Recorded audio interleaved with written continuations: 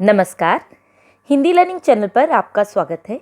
आज आशिमा महाजन आपकी अध्यापिका हिंदी लर्निंग चैनल पर लेकर आई है क्लास 9 कोर्स ए के स्टूडेंट्स के लिए चैप्टर 17 बच्चे काम पर जा रहे हैं। जी हाँ, ऑलरेडी ये वीडियो मेरे चैनल पर अपलोडेड है और उस वीडियो में मैंने एक्सप्लेनेशन वर्ड टू वर्ड आपको समझाई हुई है और साथ में बुक की एक्सरसाइज के क्वेश्चन आंसर्स भी दिए हुए हैं। अगर आपने अभी तक चैनल पर मेरी उस वीडियो को नहीं देखा है तो मैं इस वीडियो के डिस्क्रिप्शन में उसका लिंक देने जा रही हूँ।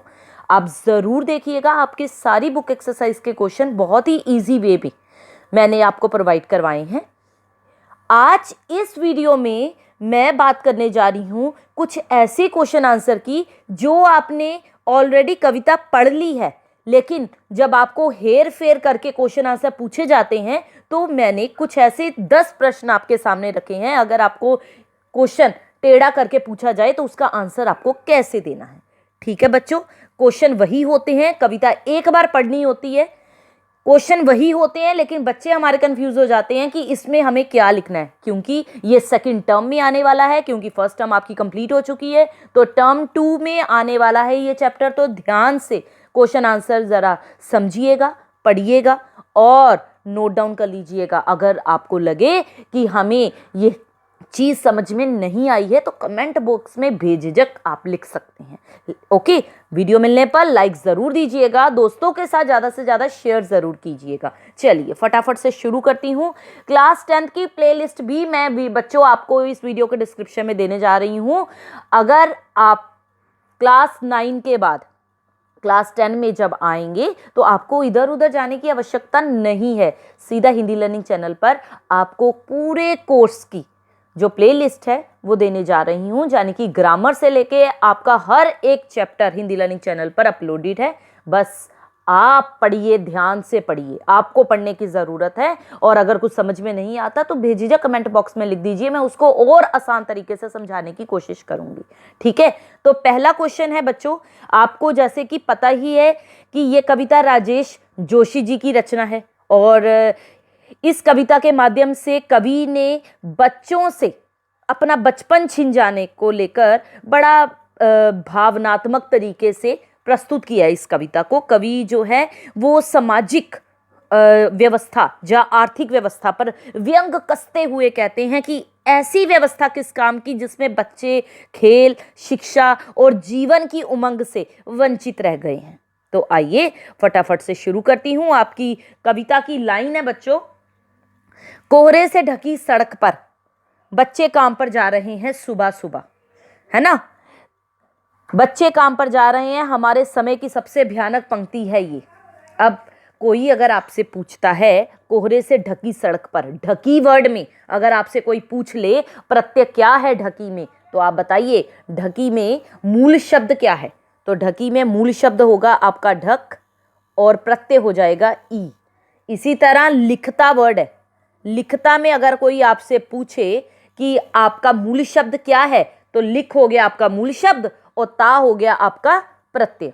ठीक है स्टूडेंट्स, चलिए पहला क्वेश्चन है, बच्चों को काम पर जाते देखकर कवि के मन में क्या क्या प्रश्न उभरे और उसका आशय क्या है।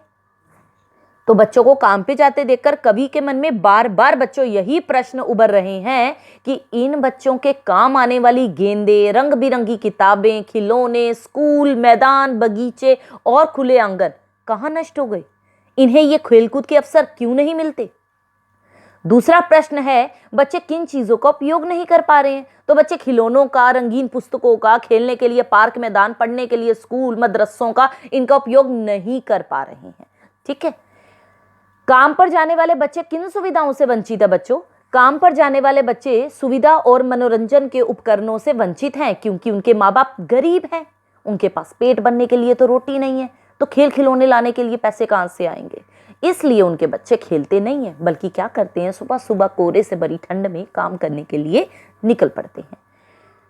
यस, अंतरिक्ष में गिर गई सारी गेंदें पंक्ति के माध्यम से कवि क्या कहना चाहता है। तो कवि यही कहना चाहता है कि इस उम्र में बच्चों को काम पे नहीं भेजा जाना चाहिए। क्यों?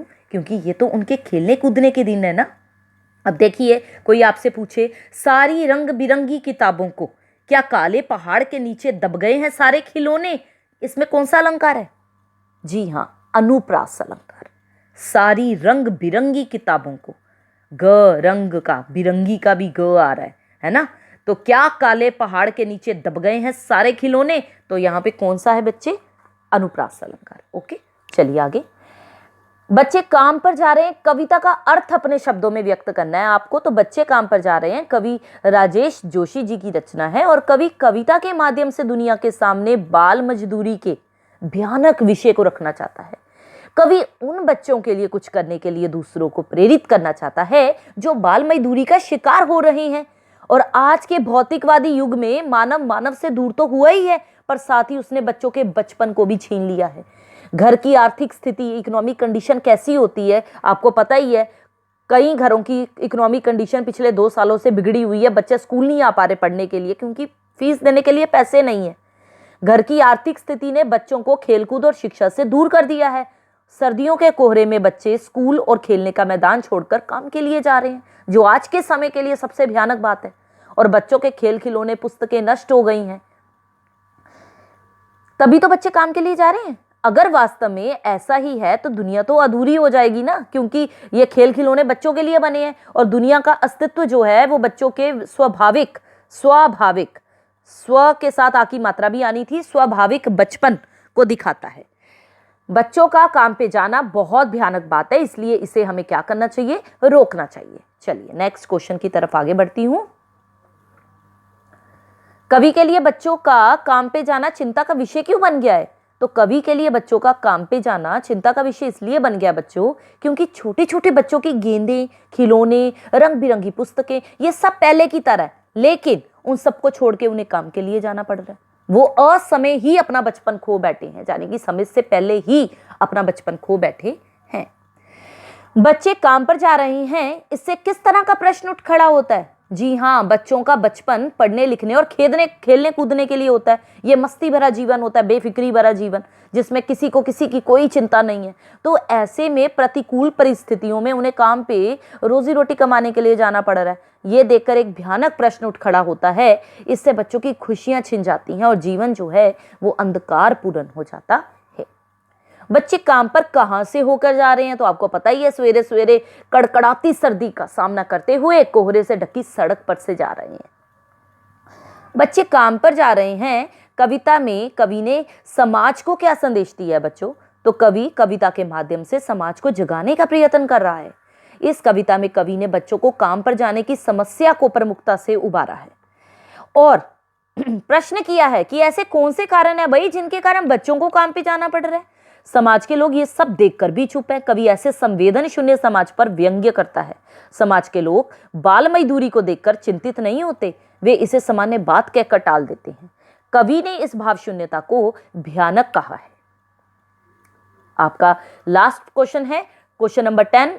आपने बच्चों को कहां कहां काम करते हुए देखा है? तो मैंने तो बच्चों को चाय की दुकानों पे भी काम करते देखा है, ढाबे पे भी देखा है, होटलों पे भी देखा है, सब्जियों की दुकानों पे भी देखा है, और जो अच्छी अच्छी रिच फैमिलीज होती हैं उनके घर में, या फिर प्राइवेट ऑफिसेज जो होते हैं, प्राइवेट कार्यालयों में भी काम करते हुए देखा है। बच्चों, इस चैप्टर के जो एक्सरसाइज के क्वेश्चन हैं वो मेरी वीडियो जो पहले चैनल पर अपलोडेड एक्सप्लेनेशन के साथ उसमें दिए हुए हैं, ठीक है। अगर आपको देखना हो तो उसका लिंक मैंने इस वीडियो के डिस्क्रिप्शन में आपको दे दिया है, आप जरूर चेकआउट कीजिएगा। बहुत ही इजी लैंग्वेज में मैंने आपको क्वेश्चन प्रोवाइड किए हैं। फटाफट से क्वेश्चंस को याद कीजिए, छुट्टियों में लर्न कीजिए और इस चैप्टर को अच्छे से समझ लीजिए, ताकि कोई भी प्रश्न आपके सामने उठ खड़ा हो तो आप आंसर देने वाले बने।